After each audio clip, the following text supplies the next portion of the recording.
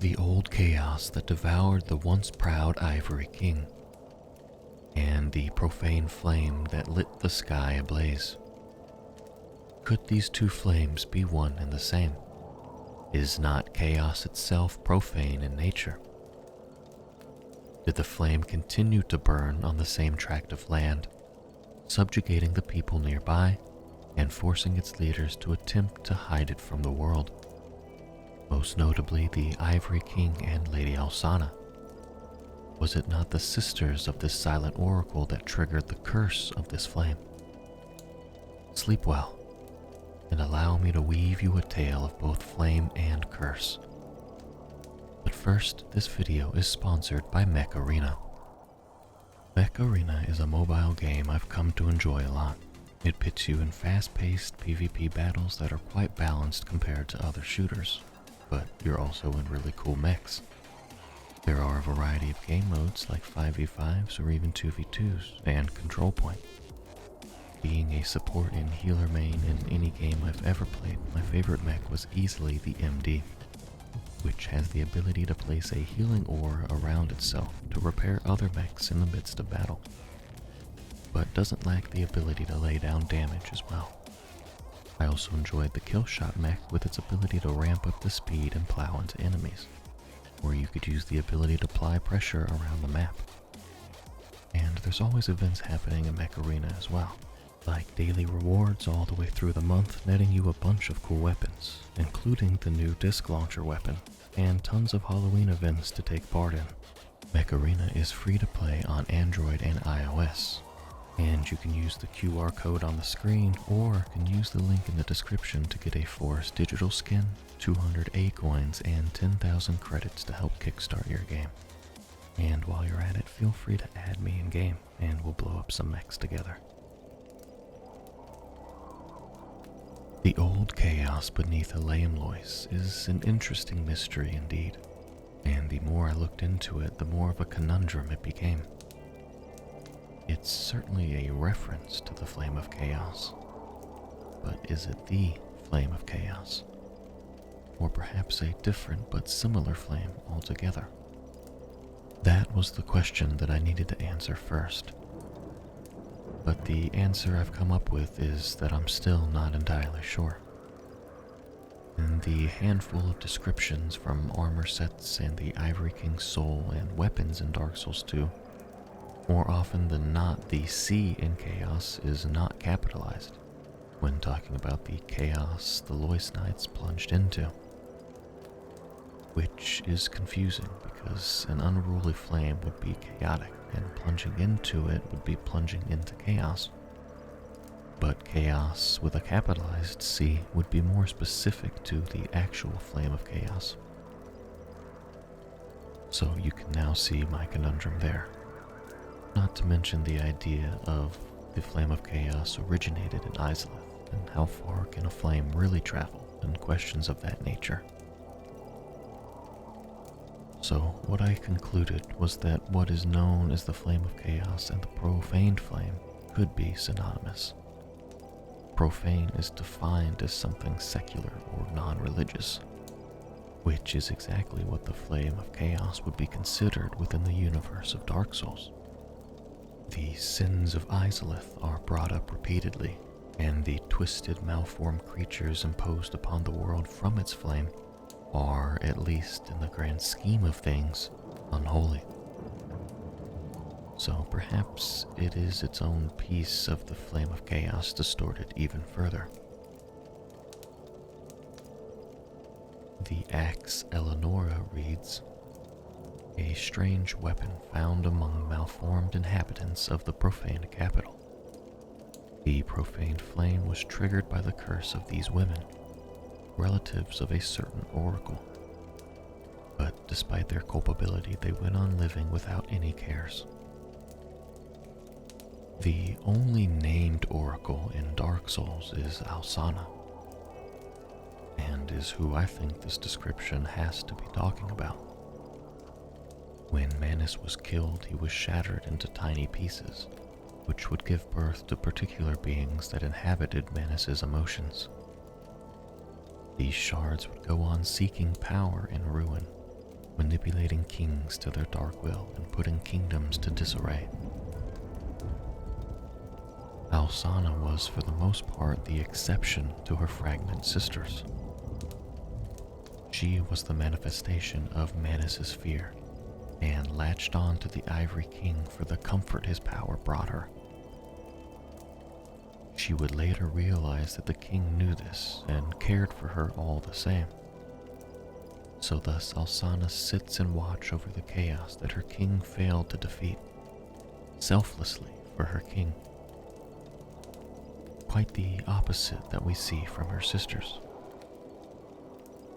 So the profaned flame was triggered by the relatives of a certain oracle, that oracle being Alsana, and the relatives being the other shards of Manus. Even the enemy that drops the Eleonora axe was called the monstrosity of sin, and it's a giant hand monster. And Manus literally is translated to mean hand. And it was his giant weird hand that pulled the chosen undead into the past, which inevitably spelled his demise. The symbolism is all there. But why would the shard of Manus trigger this chaotic and profaned flame? I have a bit of an idea on that. The Ivory King Ultra Greatsword reads, "It is said that the Ivory King was once the highest-ranking knight in his home of Farosa, famed for its god of war. After taking his crown, they say he was the first to swing his sword in times of need, be it for his homeland or his people." The Farosa part is interesting because it's known for its god of war, which we know to be the firstborn of Lord Gwyn, which probably means that Elaim Lois, ruled by the former highest-ranking knight of Farosa, likely would have sided with the tradition of linking the fire and extending its age. Elaim Lois definitely has its connections to Farosa, more so than just its king. It's also intriguing to consider the description of the North Order robes found within the frozen Elaim Lois. It reads, "Farosans venerated the god of war, and sages who led warriors into battle were called North Warders. North Warders earned their title only after completing a great journey of great hardship, after which they would be worshipped as oracles of war gods." Now, again, Alsana is the only named oracle we know of, which isn't to say necessarily that she led the Knights of Lois into battle to earn this title. Perhaps being close to the king had its benefits, and she earned the title in a different way. But that isn't really important. I draw from this that as time went on, Alsana was the one shard of Manus who forsook her purpose in a way. Instead, she cared for her king and her people. Again, the opposite of the other shards. And in doing so, it seems stood behind the ideologies of Lois and Farosa, which is also the exact opposite of the darkness sought by the other shards. Now, the reason I explain all this is because I think that is the reason the profane flame was triggered by Alsana's sisters. Because she found and or achieved what they didn't. Call it anger, jealousy, whatever. But I think it was a vengeful act in spite of Alsana. Now, that's all well and interesting, but it doesn't quite draw all the parallels of the profaned flame and the old chaos being the same. That would mean the profaned capital was built on the remains of Elaim Lois, and I think there may be some evidence of that. The profaned capital certainly has its ties to Dark Souls too, which we can start looking no further than the corpse of poor laddersmith Gilligan. Then there's obviously Eleonora, which is in reference to the shards of Manus, the Oni Many Slayer great bow, which is the Elan great bow. And if you buy into the idea that Carla is also a Shard of Manus, then she's just on the outskirts of the Profaned capital in Irithyll Dungeon. There's even Yhorm the Giant, which I believe is the biggest tie-in to Dark Souls 2. His soul reads, Yhorm is the descendant of an ancient conqueror, but was asked by the very people once subjugated to lead them, serving as both a weighty blade and a stone-hard shield. I believe the ancient conqueror Yhorm descended from to be the very giant lord who invaded and conquered Drangleic in retaliation for Vendrick stealing from the giants and enslaving them. Asked by the people once subjugated could be in reference to the fact that giants were slaves in Drangleic, but eventually the people needed Yhorm's strength. And more specifically, they needed it against the Profaned flame. Perhaps because after the Ivory King's demise, the flame could be left unchecked. And of course, we know Yhorm tried to fight fire with fire, as his cinders read, Cinders of a lore left by Yhorm the Giant. Lonely Yhorm became a Lord of Cinder to put the Profaned flame to rest, knowing full well that those who spoke of him as a lord were quite insincere. Of course, that didn't work out so well for the denizens around the flame, but by now we of course know that being in proximity to any sort of named flame in Dark Souls is probably a bad idea. The Profaned Flame Pyromancy reads, The Profaned capital was consumed by fire after Yhorm the Giant became a Lord of Cinder. The fire born of the sky is said to have incinerated not but human flesh. That is, of course, to be expected, because we knew from the beginning that the flame itself was triggered by a curse, so naturally things wouldn't have gone as expected. We also know that the old chaos was down below the frozen township of Lois, almost in the same manner that the Profaned capital is down below the frozen township of Irithyll. The Profaned Greatsword reads, A ceremonial sword held in Pontiff Sullivan's right hand, representing the Profaned flame. Long ago, when Sullivan was yet a young sorcerer, he discovered the Profaned capital and an unfading flame below a distant tundra of Irithyll, and a burning ambition took root within him. An unending flame below a frozen landscape sounds exactly like Lois. In fact, a lot of things about the Pontiff are kind of reminiscent of some of the traditions that came out of Lois. Take, for example, Sullivan being a sorcerer, which could be in reference to the sorcerers we see in the Profaned capital. The court sorcerer robes read, Robe worn by court sorcerers of the Profaned capital. The formal gold stitching suggests they may have also been oracles. There are many sorcerers who claim to heirship to the great sage Big Hat Logan, and the Profaned capital houses one of two leading schools. Now, I'm not going to get started on how Logan might be included in the Profaned capital or flame, because it'd be a deep rabbit hole. And I don't think it's particularly important to this theory.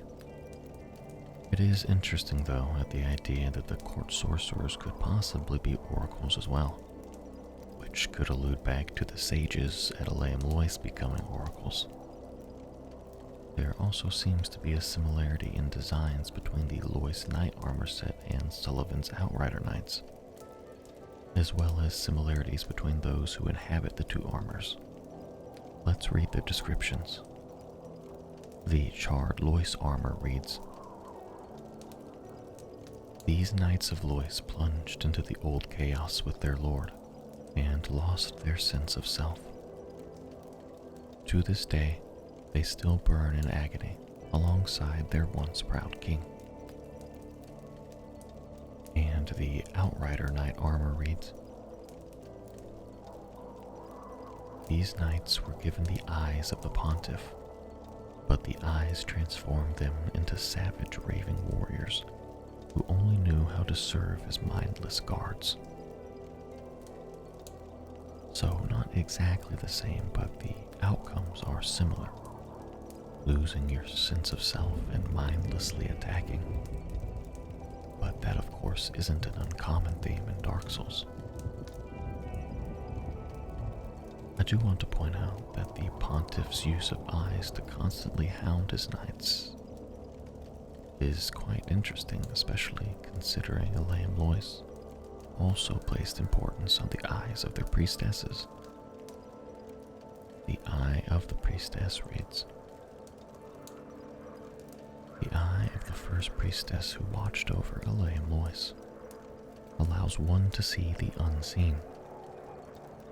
All the great priestesses replaced one of their birth eyes with this, returning it after their term was complete. The tradition of using eyes to watch over certain aspects of their kingdom to help keep locked away the flame could be where Sullivan derived his use of eyes within his own people. Finally, let's take a look at the vessel shield. Its description reads, shield depicting a priestess of Elaine Lois. The priestesses who devoted themselves to appeasing the ancient flame are no longer. Now, a reason they could be no longer is that Elaine Lois itself is no longer, or their hearts were turned by the profaned flame. But if you look at the shield itself, the priestess watching over the flame inside some sort of goblet-like vessel, or kind of what looks like its own lord vessel, if you will. Not unlike what these seemingly priestesses are doing with a flame at the profaned capital.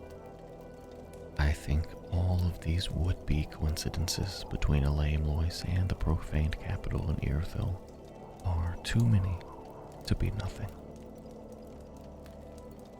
So, stranger, are you now prepared